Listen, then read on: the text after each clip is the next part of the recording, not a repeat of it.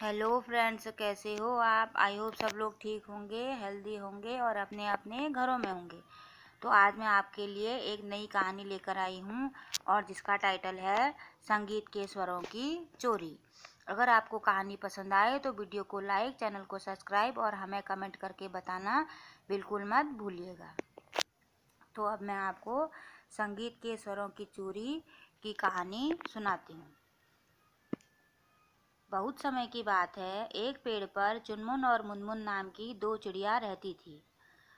वह इतना मीठा गाना गाती थी कि उनके गाने की आवाज़ गांव के लोगों तक पहुंच जाती थी और गांव के लोग उनके गाने की आवाज़ जब सुन लेते थे तो वह उनके पास आ जाते थे और गाने को सुनकर वह झूमने और नाचने लग जाते थे। वहीं पास के गांव में एक लड़का रहता था जिसका नाम नमेश था। वह भी गाना गाता था, लेकिन वह इतना बेसुरा गाना गाता था कि जो संगीत के स्वर हैं वह भी उससे दूर भाग जाते और जो लोग उसके पास आते वह भी उससे दूर भाग जाते। यह देखकर वह बहुत परेशान होता और उसे बहुत गुस्सा आता। तो एक दिन उसने सोचा, क्यों ना मैं चुनमुन और मुनमुन के स्वरों की चोरी कर लूं, ताकि मैं भी उनके जैसा ही गाना गा सकूं और लोग मेरे गाने की तारीफ करें। इसीलिए उसने उनके स्वरों की चोरी करने की प्लानिंग शुरू कर दी और वह सोचने लगा कि मैं एक दिन चुपके से जाऊंगा और उसके स्वरों की चोरी कर लूंगा।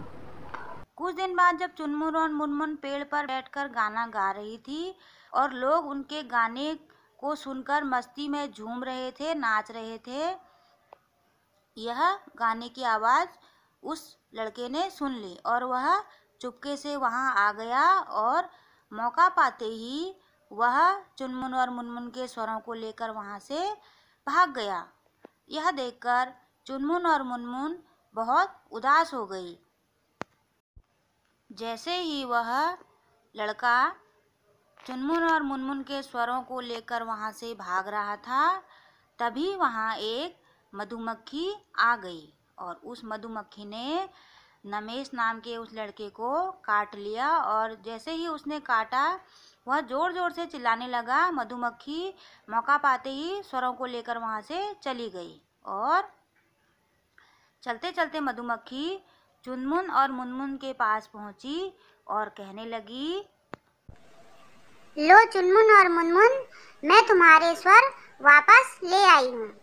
यह देखकर चुनमुन और मुनमुन बहुत खुश हो गई और मधुमक्खी से बोली, बहन तुम्हारा बहुत बहुत धन्यवाद। तब मधुमक्खी बोली, इसमें धन्यवाद की कोई बात नहीं है, यह तो मेरा फर्ज था।